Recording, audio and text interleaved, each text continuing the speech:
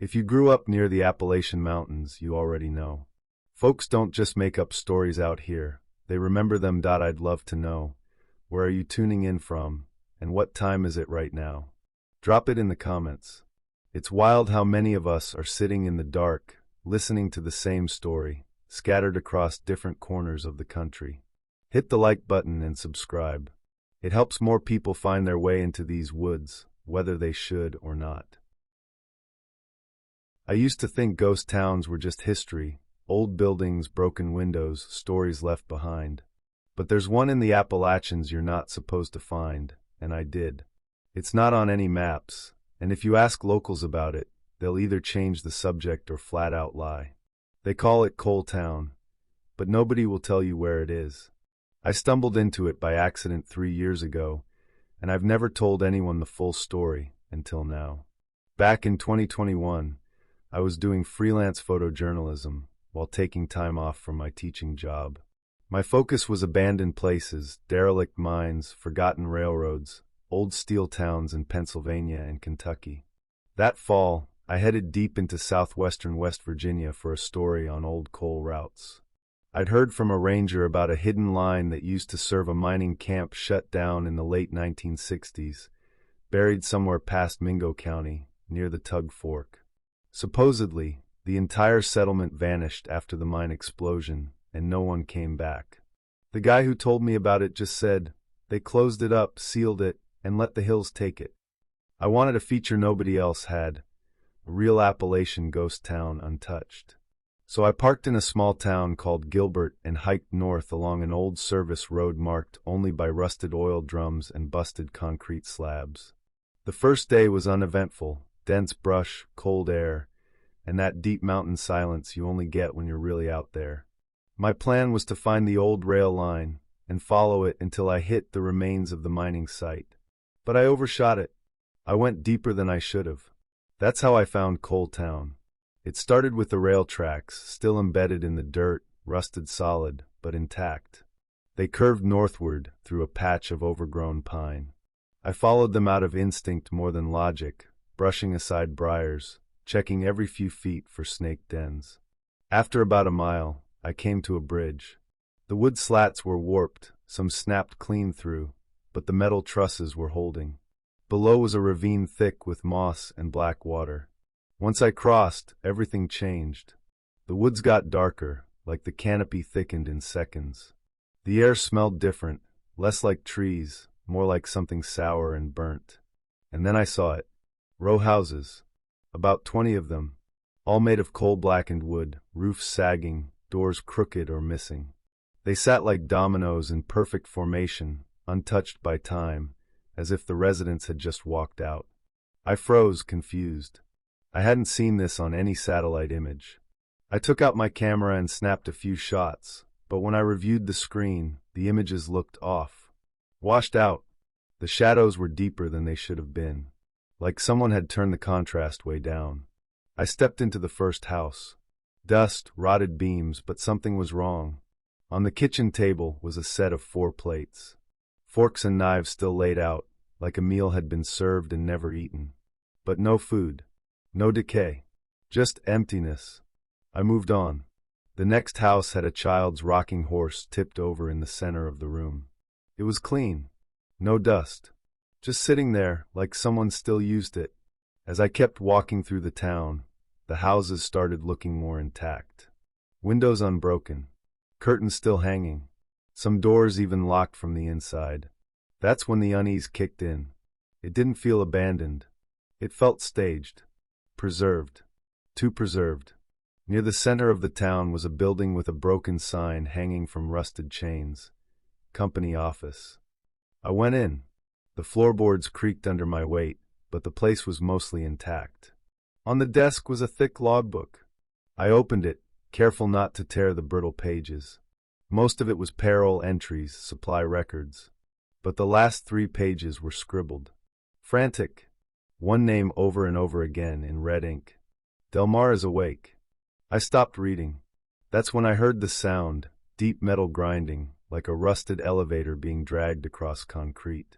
It came from behind the building. I didn't check. I ran. I sprinted back through the houses, but they looked different now. The paint was fresher. Doors were closed that I'd left open. One house had light inside, a single bulb swinging behind a curtain. And then I heard the breathing. Slow. Wet. Right behind me. I didn't look. I didn't want to see what was behind me. I ran until my lungs burned, crashing through the woods until I hit the bridge again. But something was wrong. The bridge looked newer. Boards freshly nailed. The ravine below was gone. Just dry, cracked earth. The tracks behind me groaned like something heavy was moving down them. I could hear it getting closer, metal on metal, like train wheels grinding a rail. But there was no train. Just the sound. I ran across and dove into the trees. I didn't stop until I couldn't hear the grinding anymore. I collapsed behind a stump and finally looked back. The town was gone. I swear on my life, I looked across the bridge and it was just woods. No houses. No lights. No office building. Just dense pine and silence. I thought I'd lost my mind. I pulled out my camera again. The photos I took, all gone. Replaced with static, gray, glitched-out images. Except one. The last photo. The very last one I took before I ran. It showed one of the row houses with a man standing in the doorway. He was tall, wearing coveralls black as coal. His face was blurry, but his eyes, they were red. Not glowing, not demonic. Just red and bloodshot, staring straight into the camera. I hiked back to my car the next morning. I didn't sleep at all. Just kept walking, jumping at every twig snap and squirrel. When I finally made it back to Gilbert, I went straight to the gas station and bought a disposable camera. I told the clerk I'd gotten lost. He barely looked at me and just said, "Don't go past the bridge next time." I never mentioned Coal Town. Not to anyone. 3 weeks later, I got a manila envelope in the mail. No return address. Inside was a single photo, black and white, printed on cheap glossy paper. It was a photo of the logbook I'd opened, taken from directly above. On it, the words, "Del Mar is awake." That night, I had the worst dream of my life. I was standing in that office again, but this time the door behind me was open. I could hear footsteps on the stairs. Slow, heavy, deliberate. I tried to move, but I couldn't. I was frozen. The breathing was back. I woke up drenched in sweat, ears ringing like someone had screamed next to my head. Since then, every few months, I get another photo in the mail. Always blurry. Always from Coal Town. No name, no explanation. I've tried to find that trail again on Google Earth. Nothing. I've asked around. Nobody talks. One guy, a miner's grandson I met in a bar in Pikeville, just said, "That place wasn't shut down. It was sealed shut." Big difference. So here's my advice. If you're out in the hills and you find old rails going somewhere they shouldn't, or you cross a bridge that seems too new for the woods around it, turn around. Because Coal Town doesn't want to be found. And once you see it, it sees you back. There were only 3 rules at my uncle's cabin, written in block letters on a piece of yellowed paper taped to the fridge. Rule number 1, lock the back door before sundown. Rule number 2, don't stand in front of the window after midnight. Rule number 3, whatever you hear outside after dark, don't respond. I thought they were a joke, a quirky superstition from a man who'd lived too long in the mountains. But that was before I broke one. I stayed at my Uncle Henry's cabin during the summer after I lost my job. I needed to get out of the city, clear my head, and figure out my next step, and he offered the cabin without hesitation. Said I could stay as long as I needed, just help chop wood, and keep the place in order. He wouldn't be there himself. He had taken a seasonal job down in Florida. So I'd have the whole property to myself. It was deep in the Appalachian foothills, 2 hours from the nearest town, tucked behind a gravel road most GPS systems ignored. I arrived with a trunk full of groceries, books, and no expectations.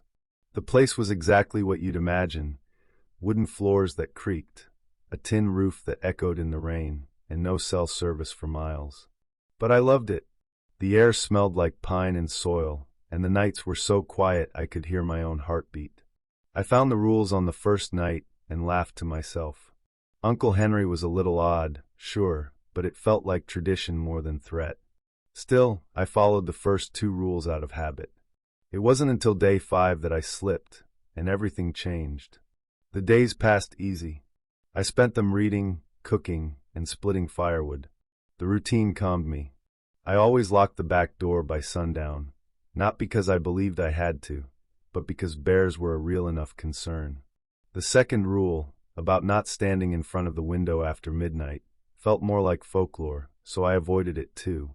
Not out of fear, just out of respect for the man who let me stay there for free. But on the 5th night, I couldn't sleep. A thunderstorm had rolled in and brought with it a strange pressure, like the cabin was being squeezed by something invisible.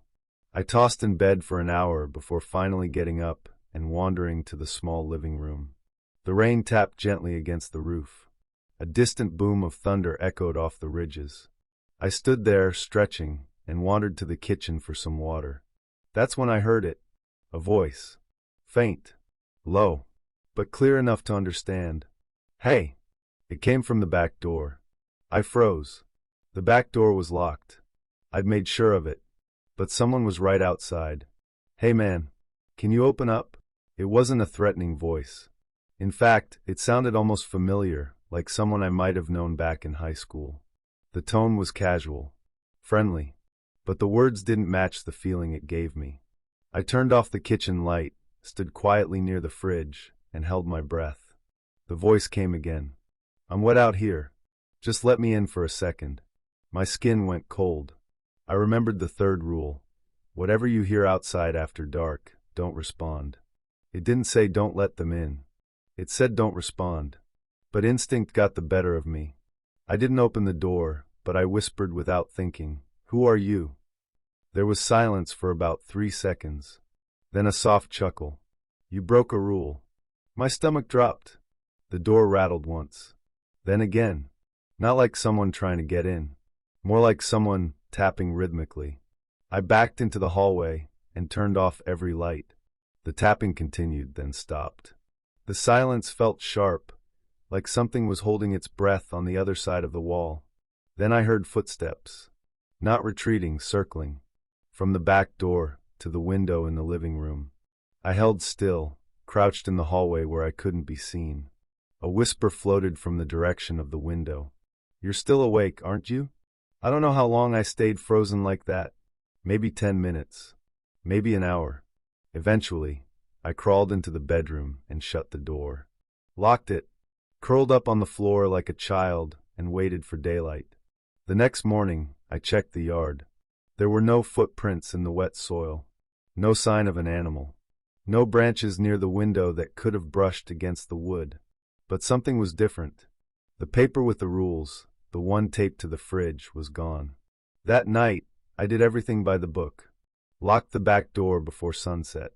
Shut every curtain. Turned off every light. But the dread stayed with me. I didn't eat. I didn't sleep. I just waited. At midnight, I heard the voice again. This time, it was outside my bedroom window. Why won't you talk to me now? I buried my face under the blanket. It didn't stop. You already spoke to me once. That means I get to talk back. That's how it works. The voice was right against the glass now. I could hear every syllable like it was inside the room. I waited so long for someone to slip. Do you know how boring it gets out here? Then a pause. A long one. And finally, you sound just like your uncle. That broke me. I got up, heart thundering in my chest, and opened the closet. My uncle kept an old hunting rifle there, unloaded but oiled. I grabbed it anyway. Not because I thought it would help, but because I needed to feel like I wasn't helpless. When I turned around, something was moving behind the curtain. Not a person. Not fully. Just a presence. It didn't push the curtain aside. It didn't tap the glass. But I knew it was there. Watching. It didn't need to see me. It already knew me. The next morning, I packed everything I had and left before the sun was fully up. I didn't even lock the cabin door. Just got in my car and drove until I hit paved roads. I didn't call Uncle Henry. Didn't tell him what happened. I figured he already knew. 2 weeks later, I got a letter from him. Handwritten. No return address. Inside was a fresh copy of the rules, taped to a new piece of paper. But now there were 4 rules. The 4th was handwritten at the bottom. Rule number 4, if you break a rule, don't come back. That was 2 years ago. I never went near that cabin again. But sometimes, just sometimes, when the house is quiet, and it's just past midnight, I'll hear something outside my apartment window. Not tapping, not scratching, just a voice. Calm, familiar. Hey, just let me in for a second. And no matter how long I stay still, how tightly I close my eyes, I know what I did. I responded, and it never stopped listening. We weren't 10 minutes into the hike before an old man in a feed store hat told us to turn back before sunset. Said it plainly, with eyes that didn't blink much, like he'd seen something he wasn't supposed to. We laughed it off. City kids on a weekend getaway. The trail was beautiful after all. But by the time night came down on the ridgeline, and we realized we couldn't find our way back, the sound of someone following us wasn't as funny. I was with my girlfriend Natalie and our 2 friends, Marcus and Jess. We'd driven out to a remote cabin rental in the Blue Ridge section of Appalachia, closer to Virginia than Tennessee, just for a quiet weekend.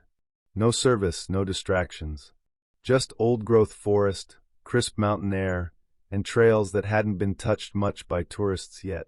The town near our cabin had 1 general store, 1 gas station, and 1 diner. That was about it. We'd picked up snacks and bottled water from that store around noon on Saturday, and that's when the old guy approached us. He had a wool vest and a thick drawl. Asked if we were headed up Rocktail Ridge. I said yeah, and he paused like he was deciding how much to say. Y'all better be off it, for the light's gone. Ain't safe up there at night. Folk don't go up there after sunset. I tried asking why, but he just shook his head and went back to stocking a shelf. Jess muttered something about hillbillies and superstition, and we all laughed it off. The trail was marked only at the bottom. After about a mile, it just turned into dirt, roots, and rocks. We hiked up steadily through towering trees, the air cool and clean. Marcus had a topographic map printed out from Google, and insisted we'd make it to the overlook and back in 3 hours tops. I checked the time. It was just past 2:30 p.m.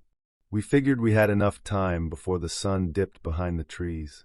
2 hours later, we were still climbing, and the trail had thinned out into deer paths. It was subtle at first, but we started to feel watched. I know how that sounds, but I can't describe it any better. It wasn't wildlife. There were no birdsong, no crunching of branches, just dead quiet, like the forest was holding its breath. Natalie kept glancing over her shoulder. I told her she was freaking herself out, but I didn't really believe it. We reached a rock outcropping that gave us a full view of the valley, and that's when Jess said, "We should turn back now." She sounded serious, unlike before. Marcus checked his watch and muttered that we had an hour and a half of light left at most. We were about to head down when Natalie squinted at something in the woods below the overlook. Is that a tent?" she asked. We all leaned in. Below the ridgeline, maybe 300 feet away, there was a pale, weathered-looking tarp strung up in the trees. We figured someone was camping illegally, but what stood out was that there was no fire, no gear around it, and the fabric looked almost gray with age. Marcus, who always had to play the brave one, decided he wanted to check it out. Jess immediately refused. Natalie hesitated, but didn't argue. I didn't like the idea either, but I followed him anyway. Curiosity got the better of me. The slope was steep, and the trees grew tight. By the time we reached the tarp, the sun had dropped below the ridgeline, and shadows were stretching long and cold. The tent wasn't really a tent. It was just a single piece of sun-bleached fabric tied between 2 branches. Underneath it was an old backpack, half buried in leaves and mud. Marcus picked it up and said, "This thing's been here a while." The straps were rotting, and the zipper was rusted shut. I started feeling uneasy, like we were somewhere we shouldn't be. Natalie gasped. She'd found something beside a tree. It was a pair of torn jeans, balled up, with what looked like blood dried into the cuffs. That's when Jess screamed from up on the ridge. We scrambled back up to find her pale and panicked. "I saw someone," she said. They were standing across the trail, just watching me. She pointed into the woods, but there was nothing there now. That's when the footsteps started, not crashing through the brush, just slow, deliberate steps. Crunch. Pause. Crunch. We were frozen, flashlights out. I called, "Hey, we didn't mean to trespass. We're leaving." No answer. But the footsteps kept moving, circling. Marcus grabbed Jess's hand, and we started down the trail at a fast pace. Except the trail wasn't the same anymore. It didn't look right. Landmarks we'd passed earlier were gone. Trees that should have been familiar now looked twisted and wrong. It was like the woods had shifted. Natalie whispered, "We're not alone." I don't know how long we wandered. It felt like hours, but my phone still said it was just past 7 o'clock. The dark came fast, too fast. We used our flashlights, but they only lit up the dense trees a few feet in front of us. The sounds kept returning, crunching, brushing like something just behind us. Every time we turned around, the noise stopped. We finally reached a small clearing. I thought maybe we'd found the bottom of the trail. But in the center of that clearing was a fire pit, fresh, still smoking. No people. Just a circle of scorched earth and ashes that looked like they hadn't gone cold yet. Marcus walked toward it like he was in a trance. Jess yanked him back, shouting, "That wasn't here before." And she was right. We hadn't passed anything like that. The woods weren't this open. This place shouldn't exist. That's when we saw the figures. Just beyond the tree line, maybe a dozen yards away, barely illuminated by our lights, stood two silhouettes. Not moving, not speaking, just there. One was taller than the other. Both still. We called out. No response. Then one of them stepped forward, and our flashlights flickered. Just once, but enough to send me into a panic. I shouted for everyone to run. We didn't know which way. It didn't matter. Branches ripped at our arms. I could hear Natalie crying behind me, Marcus shouting my name. We tripped over rocks and logs and kept going. Eventually, we found an old rusted metal sign half buried in the brush. Rocktail Trail, 0.4 miles. A real marker. We followed the direction it pointed like our lives depended on it. Because they probably did. We burst out of the woods onto the road, near our cabin, just after 8 p.m. covered in scratches. Out of breath. None of us said anything for a long time. We just walked, dazed, down the gravel back to the cabin porch, where the porch light felt like salvation. The next morning, I went back to the general store. I asked the old man what was up there, what we saw. He didn't ask me to explain. Just nodded once and said, "You came back. That's enough." I pressed further. He finally said, "You ever notice how some places feel heavy? Like the woods are watching, waiting?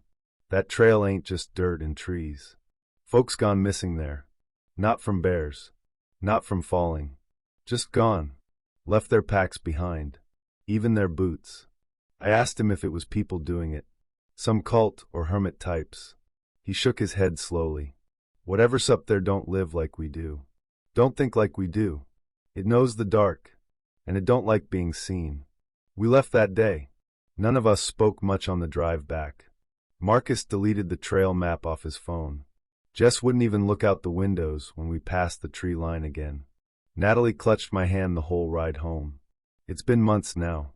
But sometimes I still wake up in the middle of the night thinking I hear those footsteps again. Crunch. Pause. Crunch. And sometimes when I turn on my phone flashlight just to be sure, it flickers, just once. And I swear I see something at the edge of the room.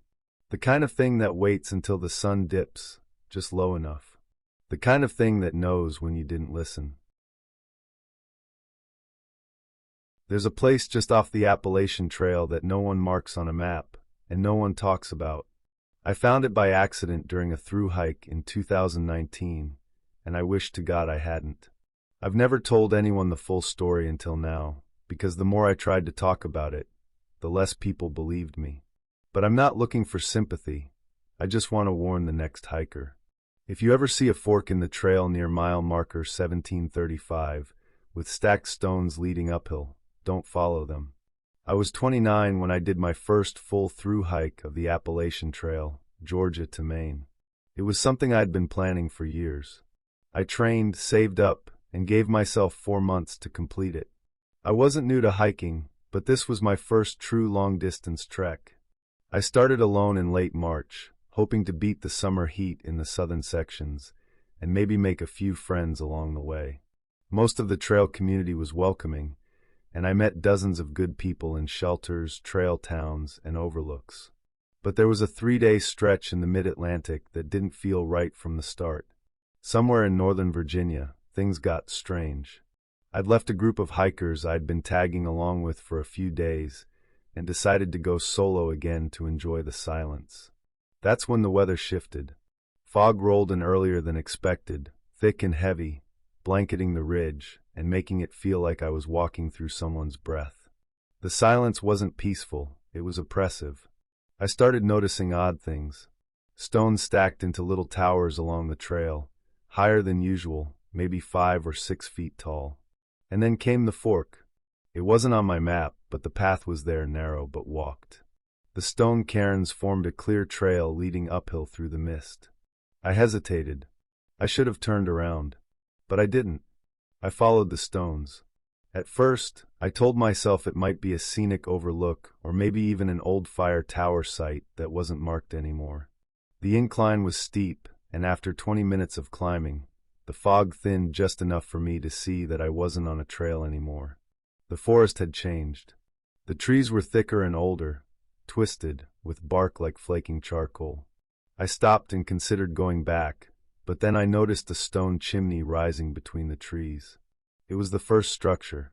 At the base of the chimney was a ruined cabin, walls half collapsed. Nearby were more structures, smaller shacks, some with roofs still intact. About a dozen in total, arranged in a rough circle around what looked like a communal fire pit made of stacked rock and rusted metal. The entire settlement was quiet. No birds, no insects. Just wind threading through empty buildings.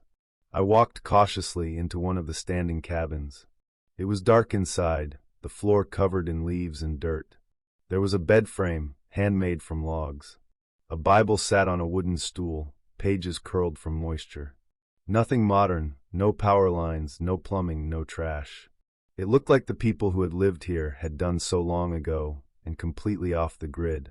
But the weird thing was, it didn't feel abandoned. A pot still hung over the fire pit outside, and the ashes beneath it looked recent. Not warm, but dry and fine, like they hadn't been rained on in days. One of the cabins had clothes hanging inside, homespun, threadbare but clean. On the inside of the door, carved in perfect block letters, was the word, "Obey." I turned back toward the woods. That's when I saw movement, 3 figures standing at the tree line, maybe 40 feet away. No sound. Just there. Watching. They were dressed in dark brown, with cloth wrapped around their faces like scarves or masks. I froze. They didn't move. I raised a hand and said something like, "I didn't mean to trespass." Still no movement. I stepped backward. One of them took a step forward. That's when I heard the bell. A single clang, low, metallic, echoed through the trees. And like that, the 3 figures turned and vanished into the forest, completely silent. I didn't wait to see if they'd return. I turned and ran. But the path was gone. I swear the way I came up, the cairns, the trail, everything was gone. In its place was thick brush and bramble. I circled the edge of the clearing, trying to orient myself, but every direction looked the same. That's when I realized how deep in I'd gone, and how far from the main trail I might be. I walked east, hoping to descend the ridge and find a road, a creek, anything. That's when I came across the second warning, a carved post half buried in the ground, nearly hidden by leaves. It read, "Stay where you are chosen." I kept moving, every muscle in my body tight, like a rubber band stretched too far. My breathing felt louder than it should have in the still air. I thought I was being followed. I couldn't hear anything, but every now and then I'd catch a flicker of movement in the corner of my eye. A shadow between trees, a branch snapping too deliberately. I knew I wasn't alone. An hour in, I saw a man. Not one of the earlier figures, this one was older. He was barefoot, dressed in faded overalls and standing in front of a split log cabin with a tin roof. He had a long beard, stained gray, and pale, cracked lips. His eyes were gray, cloudy, but sharp. He spoke without blinking. "You don't belong here." I opened my mouth, but he held up a finger. "They see you now. That's all it takes." I asked him who they were, but he just turned and went inside his cabin, shutting the door behind him. I didn't knock. I ran. Finally, I heard the sound of water. I pushed through the brush and came upon a narrow creek, cold and fast-moving. I followed it downhill, slipping on rocks, scraping my hands, until I saw a wooden sign, old, moss-covered, but readable. Appalachian Trail, 0.7 miles. I practically collapsed when I hit the trail again. I didn't look back. I didn't stop. I hiked another 12 miles that day, just to put distance between me and that place. That night, I stayed at a shelter with 3 other hikers. I didn't tell them the full story, just said I got turned around in the fog. One of them, an older guy named Rick, looked up from his ramen and asked, "Did you see the stone stacks?" I froze. He didn't elaborate, just nodded and went back to eating. When I made it to Maine 2 months later, I told myself I'd imagined the whole thing. That maybe I was dehydrated, exhausted, dreaming with my eyes open. But sometimes when I go through the photos on my phone, I find one that shouldn't be there. It's blurry, like it was taken mid-motion. It shows the clearing, the hidden settlement. One of the figures is there, at the edge of the frame, facing the camera. You can't see a face, just a dark cloth mask and one hand raised, pointing at me. I never uploaded that picture. Never took it, as far as I remember. And now, every once in a while, I hear a bell in my sleep. Faint. Metallic. Closer each time. I haven't hiked that part of the trail since. I've warned a few people, but nobody believes me. So I'm telling it here. If you're on the Appalachian Trail and you see stone stacks leading into the hills, don't follow them. Some settlements stay hidden for a reason. And if they see you, they never forget. There's a county in the heart of the Appalachians that doesn't show up on modern maps. Locals pretend it's just a story, but every once in a while someone stumbles into it, and not everyone comes back. I did, but I've never been the same since. What I saw out there, what those people did, it was real, and I have the scars to prove it. In the summer of 2020, I was traveling through eastern Kentucky as part of a backroads documentary project. I was driving alone, documenting forgotten Americana, abandoned schools, collapsed barns, coal towns swallowed by kudzu. I'd left Pikeville around noon with no set destination, just following the two-lane highways and dirt switchbacks that cut through the ridges. The GPS was spotty, but I kept a paper atlas in the glove box, so I wasn't too worried. It was supposed to be just another quiet stretch through rural Appalachia, the kind of drive where time slows down and you maybe stop to chat with someone on a porch. I'd been on a gravel road for maybe 40 minutes when I saw the rusted sign.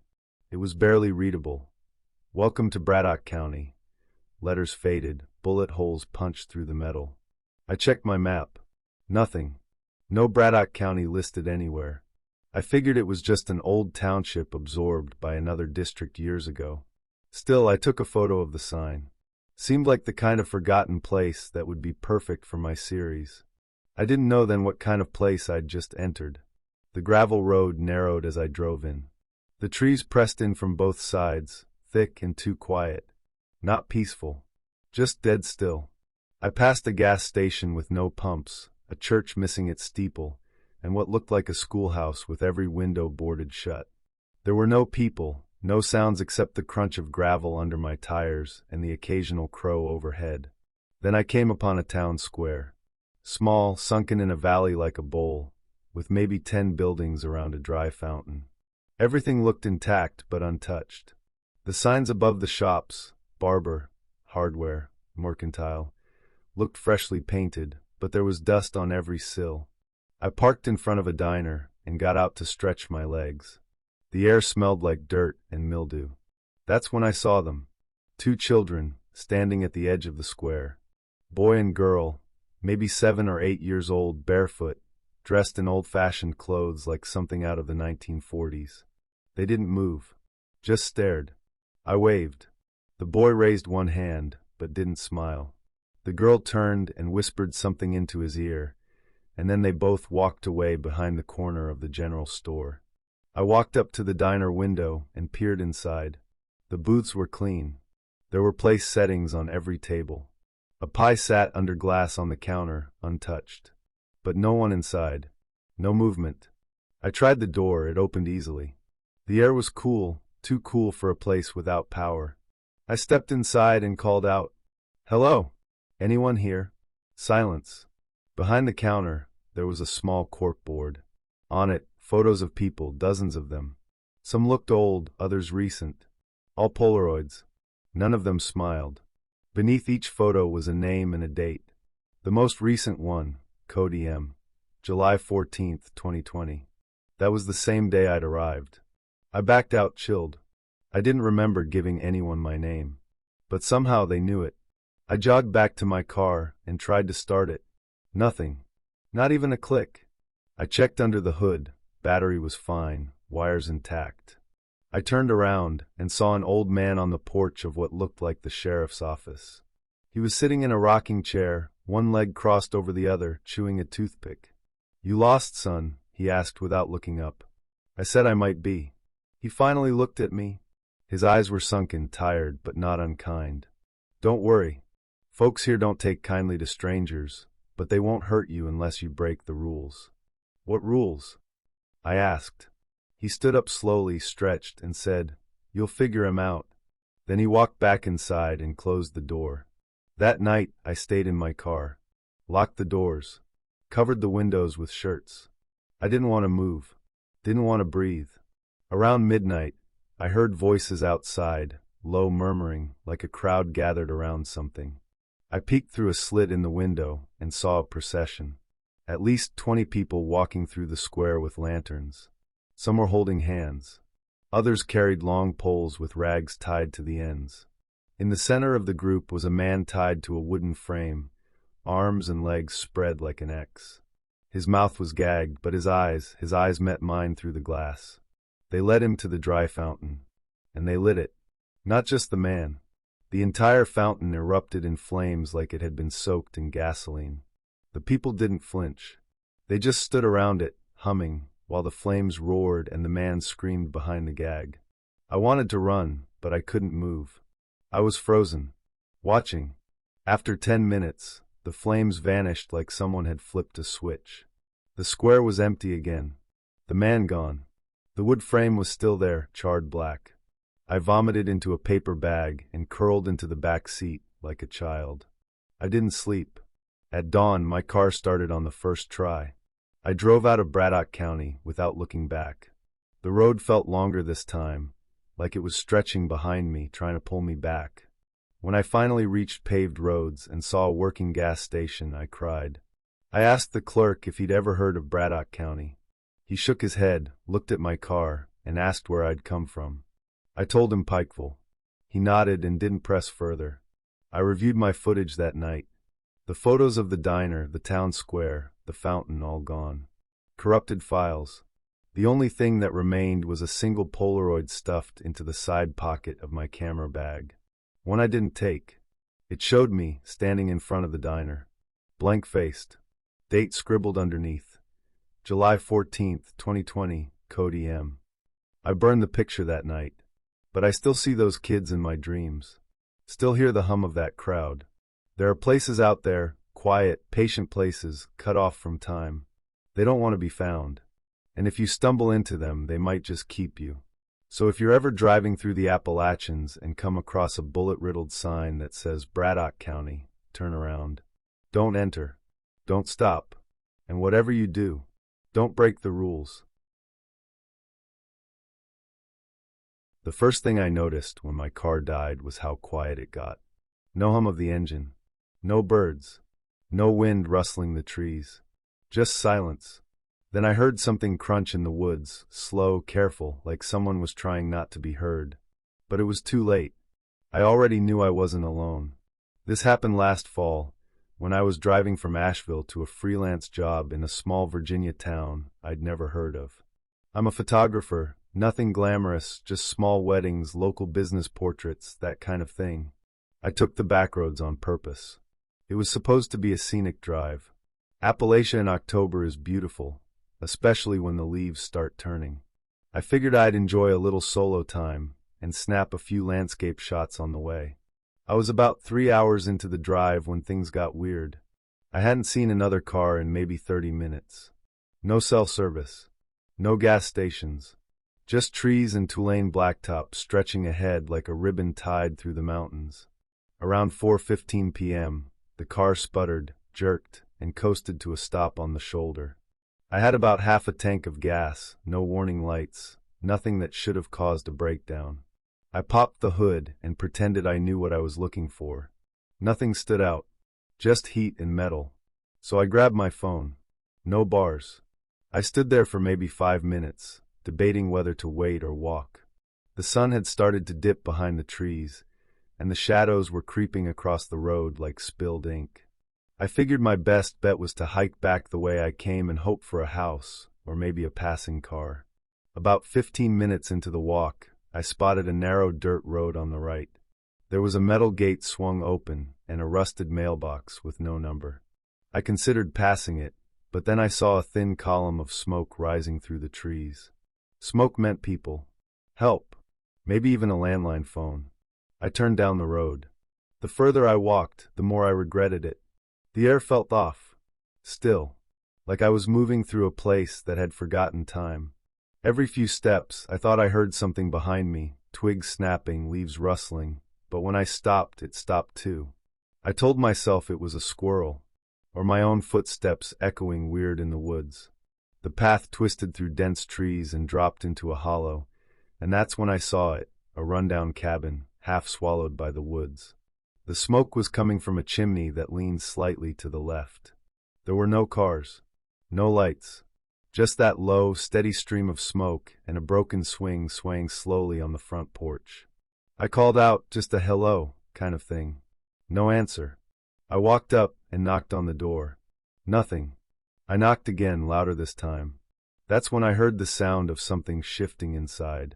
Not footsteps, something dragging. I backed off the porch. I should have left right then. I should have turned and run back to the road.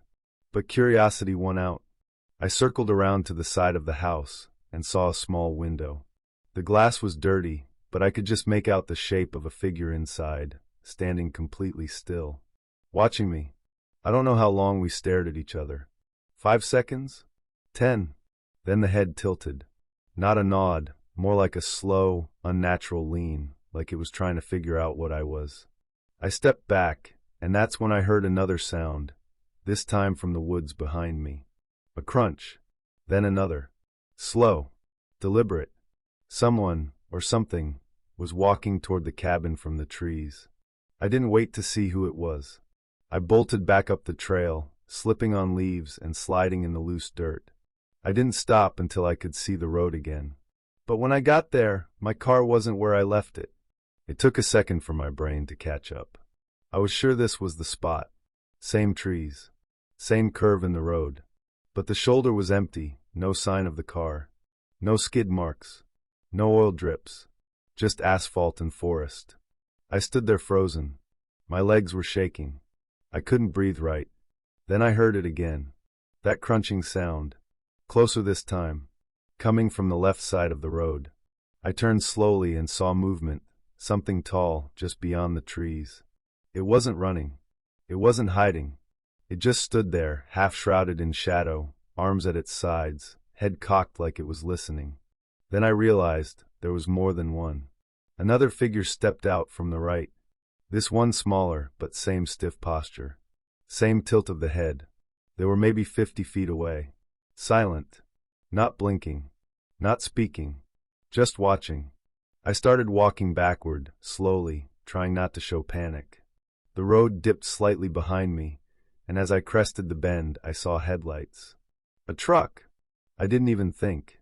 I ran straight into the road, waving my arms like a lunatic. The truck screeched to a stop. The driver, A guy maybe in his late 50s jumped out and yelled, "What the hell are you doing?" I just pointed behind me and shouted, "They're following me." But when I turned back around, the woods were empty. No figures. No sound. Just trees. The driver looked at me like I was crazy. But he must have seen something in my face, because he didn't argue. He told me to get in. I didn't ask where we were going. I just got in and didn't look back. The guy dropped me off at a small diner about 20 minutes down the road. He said he'd come back with a tow truck if we could figure out where my car actually was. I just nodded and stumbled inside, still shaking. A waitress gave me coffee on the house. I must have looked awful. A local deputy showed up not long after. I told him everything, the breakdown, the cabin, the figures. He listened without interrupting. Then he asked me to show him where it happened. We drove back up the mountain the next morning. Same road. Same spot. Only, the pull-off where I'd left the car didn't look the same. There was no sign anyone had been there recently. No tire tracks. No disturbed leaves. No cabin road either. We searched up and down the area. No gate. No mailbox. Just endless woods. I told the deputy I knew what I saw. I described the cabin, the smoke, the figure in the window. He just sighed and said, "You're not the first." That stuck with me. I asked him what he meant, but he wouldn't say more. Just told me to get home safe and don't go poking around up here again. That was 6 months ago. I never did get the car back. The insurance company said it was likely stolen or abandoned, but they couldn't prove either. I still drive, but I avoid backroads now. Always keep a spare phone battery. Always tell someone where I'm going. But here's the part one can't explain. A few weeks ago, I got a letter in the mail. No return address. Just my name and an old Appalachian postmark. Inside was a single Polaroid photo. It showed my car, parked on a dirt trail. Just visible in the background, almost hidden in the trees, was that same broken swing swaying on a front porch. I don't know who sent it, but someone out there still has my car. And worse, they know where I live. We were warned not to stay out after dark. The locals didn't explain why. They just shook their heads and muttered things like, "You'll hear nothing, if you're lucky." We thought it was some backwoods superstition, the kind that keeps legends alive in towns with no internet. But what hunts those hills after sunset isn't legend. It's patient, precise, and absolutely silent. This happened in October of last year, when I joined a wilderness survival retreat deep in the Appalachian Mountains, somewhere between eastern Kentucky and western Virginia. It was a week-long intensive, no phones, no GPS, no modern gear beyond a knife, flint, and whatever we could carry in a rucksack. Our guide was ex-military, a guy named Cole, who looked like he chewed gravel for breakfast. He promised we'd learn to navigate, build shelter, find water, and live off the land. There were 7 of us total, mostly weekend warriors and off-grid types. Me? I was just trying to reset. City life had been chewing me up. I wanted silence, nature, clarity. And I got it for a while. Until the 5th night, when the real silence began. Not peaceful silence. Predatory silence. The kind that feels heavy. Intentional. The kind that tells you you're being watched. The first few days went by like you'd expect. Rough hikes, awkward shelter builds, freeze-dried meals rehydrated over smoky fires. Cole was a no-nonsense leader, constantly drilling us on awareness. If you can't hear the forest, he'd say, it's not because it's quiet.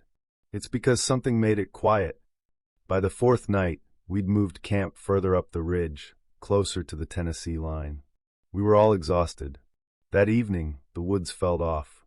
The usual night chorus, frogs, crickets, the occasional owl, was just gone. At first, nobody mentioned it. We were too tired. But I noticed Cole scanning the tree line more than usual. He even doubled the night watch rotation. 2 people on shift, no exceptions. I got the midnight to 2 a.m. shift with a guy named Run. Nice enough, quiet, mid-30s, worked in HVAC. We sat by the fire, whispering about how strange the woods felt. Around 1:15 I heard it, or rather, I felt it. A movement in the air. A shift. Like something passing by too close, but with no sound. No footsteps. No wind. Just a pressure change. Ren asked, "You feel that?" before I could say it. We stood up, scanning the treeline with our flashlights. Nothing. But the fire suddenly hissed like it was being choked out. Not blown, not dampened, just suppressed. Cole appeared behind us, startling us both. He didn't speak. Just stared into the trees for a full minute before muttering. "Too close." "Everyone up." He woke the group and said we were moving camp. At 2 a.m. No explanation. Just grab your gear, don't talk, single file. We moved quickly, silently, downhill toward a small ravine with an overhang.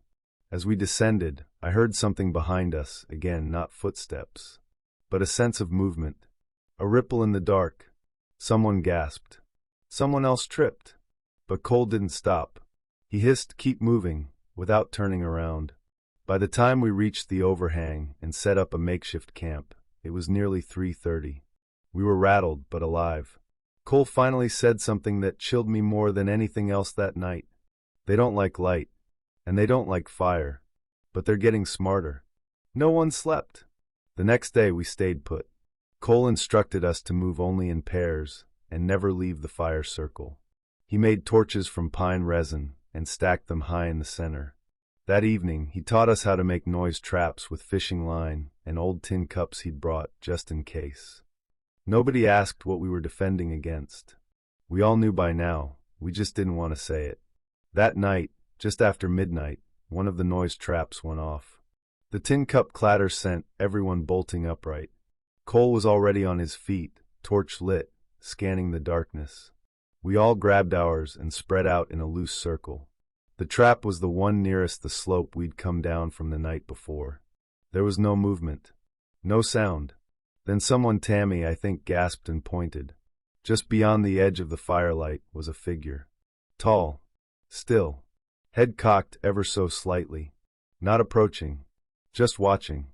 I stepped closer with my torch, and it stepped back, but not the way people move. It glided. No crunch of leaves. No snap of twigs. Just a smooth retreat into the trees, like smoke vanishing into shadow. Suddenly, a second figure appeared on the other side of the camp. Then a third. They weren't charging. They didn't need to. They were testing us. Watching how we moved. How we responded. Cole shouted, "Hold the line. Light." "They don't like the light." We raised our torches, circling up, but it didn't matter. One of them had slipped inside the perimeter. Ren screamed. We turned and found him on the ground, torch gone, being dragged backward, by something we still couldn't see. Just the shadow of it. Too fast. Too strong. Cole lunged after him with a flaming branch and landed a blow. Whatever had Ren dropped him and vanished into the trees. Ren's leg was gashed. He was conscious, but barely. Cole stood over us, panting, torch shaking in his grip. "They only take one at a time," he said. "If they're denied it, they wait. But if someone's alone again..." He didn't finish the sentence. We left at dawn. Ren could walk barely. The rest of us carried gear and torches, even in daylight. Cole led us down a steep game trail, avoiding the one we'd taken in. He said, "They remember routes. They mark you. You go back the same way, they'll be waiting." We hiked in silence. No one talked. No one dared. We reached the base camp by late afternoon. A pickup met us with fresh gear, radios, and food. The guy driving didn't ask why we were early. Cole didn't offer an explanation. Just nodded and told him, "Lost a man last year. Nearly lost another last night." The guy just looked at us and said, "October's a bad time. They're hungriest then." That night, back in the safety of a real lodge with electric lights and 4 solid walls, I still couldn't sleep. Every creak, every shift of shadow outside the window made my chest tighten. The next morning, I asked Cole what they were. He was stirring his coffee. Didn't look up when he answered. "Not ghosts. Not animals. People, maybe. Long time ago. Twisted by the land. Now there's something else. Something that hunts clean. Quiet." He said one last thing before walking away. "If you hear them, you're lucky. Most don't." I never went back. Sometimes, though, especially in the fall, I'll be hiking somewhere quiet, and the woods will suddenly go still. No wind, no birds, just that thick, heavy silence. And I remember what Cole said, they hunt at night, and if you're not ready, you won't even hear them coming. I took a seasonal ranger job in late September 2021. My buddy Darren had done it the summer before and said it was mostly trail maintenance, fire watch, and the occasional drunk camper. I needed time away from the city, and the Appalachian wilderness around Cherokee National Forest seemed like the right kind of quiet. I was stationed near one of the older sectors, Route 74, northeast of Tellico Plains. The area had fewer visitors that time of year, mostly loner hikers and hunters passing through. The ranger cabin where I stayed was basic, radio, propane, and no cell service. I kept a journal mostly out of boredom. Locals in town always talked around certain parts of the forest. One spot came up more than once, an old fire lookout station past mile marker 12. Most maps had it blacked out, and the trailhead sign was rusted beyond reading. I heard some of the older rangers call it Station B, or the North Cabin. Rumor was back in the 80s, 2 rangers went missing there during a snowstorm. No rescue party ever found them, just their gear near the wood stove, and some scrambled transmissions caught by a ham radio hobbyist 30 miles away. The station was decommissioned after that, left to rot on a forgotten ridge. Every ranger before me just said the same thing. Don't go up that way. It's not your job. It started with a strange transmission. I was wrapping up trail cleanup along mile marker 11 when the walkie in my chest pocket crackled to life. The thing barely had a 1-mile range, and I hadn't heard a single peep from it in days. Then, do you copy? Base to Station B, fire risk level rising. Respond. I froze. No one called it Station B anymore. I tapped back. This is Ranger Hudson. I'm solo patrol, Route 74. Repeat your last? Silence. Then, after a few seconds, another burst of static and what sounded like coughing. I asked around back at the station that evening. No one admitted to sending the transmission, and the main office confirmed they hadn't used the term Station B in decades. I asked if anyone was restoring the cabin or surveying the ridge trail. They said absolutely not. That place had been off the books for years. The next morning, curiosity got the better of me. I packed light, just a flashlight, water, my journal, and a sidearm. I told dispatch I was heading south for campsite inspections, but veered east instead. I hit mile marker 12 around 11 a.m. The trail was barely visible, but the forest around it looked oddly untouched. No boot tracks, no snapped branches, just pine needles and the scent of mossy, wet earth. The path curved uphill and narrowed quickly. After about 40 minutes of climbing, the trees opened into a clearing and I saw it. The cabin stood maybe 40 feet across. 2 stories, with siding faded gray like weathered bone. The windows were smeared but intact. A collapsed radio antenna leaned against the roof. What struck me most was how clean everything was. No signs of animal nests, no graffiti, not even dust on the porch rail. It felt like time had paused. I stepped onto the porch. My boots didn't echo like I expected. They sank in slightly, like the boards had a soft give to them, even though they looked dry. The front door was unlocked. Of course it was. Inside, the air was dry but not stale. The living area had a stove, a table, and a shelf of ranger logs. Some dated back to 1985. All were written in perfect penmanship. No smudges. No yellowing. One open log sat on the table. The date read, October 3rd, 1991. The last entry said, "He came again last night. Just stood behind the tree line. Frank thinks it's a lost hunter. I don't." I turned and spotted the radio console on the far wall. Dustless. Still plugged into the wall despite no power lines running this far. The switch was in the on position. Then it buzzed. Station B copy. We see movement near perimeter. Log time. Stay indoors. I stared at the dial. No lights. No hum. I picked up the mic slowly and replied, "This is Ranger Hudson." "Who is this?" Silence. Then barely audible. "Stay where you are. Don't open the door again. I dropped the mic and turned to leave. But the door wouldn't open. The knob turned, but the latch wouldn't budge, like it had sealed itself. My skin prickled. Then, from the edge of the window, I saw someone or something move between the trees. A silhouette, tall, still, watching. I stepped back into the center of the room. The radio buzzed again. He's already inside. I turned and looked at every corner of the room. No one there. Just me, the logs, and the humming radio. I gripped the sidearm and shouted, "This is a federal patrol zone. Identify yourself." No response. But then the lights flickered. There shouldn't have been lights. The overhead bulb, one single cracked fixture, began to hum, casting pale yellow rings onto the floorboards. Then I heard it, footsteps upstairs. Not fast, just measured. One step. Pause. Another. The ceiling above me creaked. I pointed the gun up and backed into the kitchen. There was no second-floor access I could see. No staircase. I scanned the walls and finally saw it. Behind a hanging canvas map was a hatch. Ladder style. Nailed shut. The footsteps stopped directly over me.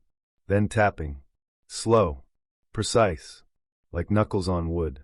I held my breath and stepped toward the hatch. That's when the wall radio emitted a low whine. Not static. It sounded like a field recording, wind through trees, distant rustling, then a whisper. "Why did you come here?" I dropped the mic again. My ears were ringing. The hatch creaked, by itself, nails groaning. Then something dropped down, but not all the way. I only saw 2 boots, worn ranger boots, dangling from the hatch, unmoving. No shadow above them. No body. Just boots, swinging slightly as if someone were half stuck in the ceiling. I aimed the gun. I swear to God I'll shoot. The boots didn't move. Then the floorboards behind me groaned. I turned, but nothing was there. By the time I looked back, the boots were gone. The hatch slammed shut. I don't remember getting the front door open. I must have blacked out for a few seconds, maybe longer. All I know is I was running, sprinting, down the ridge trail, branches clawing at my arms, and the weight of something unseen pressing at my back like the forest itself wanted me gone.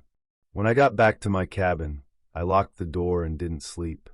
I wrote everything down in my journal. I filed a vague report about hearing voices on a dead channel.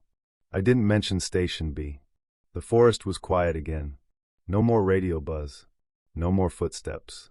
But I knew better than to think it was over. 2 weeks later, I was packing up to leave for the season. As I was loading gear into the truck, a local man I'd seen before, older guy, trucker hat, always loitering outside the diner, walked up to me. "You went up past mile 12, didn't you?" he said. I didn't answer. He reached into his jacket and handed me a cassette tape. "That station, it don't want visitors. But it remembers voices." "What's on this?" I asked. "Some guy years ago. Caught transmissions on his ham rig. October 3rd, 1991. Same night they vanished. Listen close at the end." That night, I played the tape in my truck before driving out. Most of it was garbled. Call signs, weather warnings, dispatch routine. But the final 30 seconds were crystal clear. "Station B. We see movement. He's already inside." Then something else. A single voice. Not scared. Not urgent. It said, "Let him in. It's been waiting." I turned off the tape. Drove through the night. Never looked back. I still get chills thinking about that place. Not because I think I saw a ghost or some cryptid out of a backwoods legend, but because I saw something that shouldn't exist, and it knew my name before I ever said a word. Don't go near Station B. Don't answer the radio. Don't ever open that door. And if you already did, then I hope to God you didn't let it in.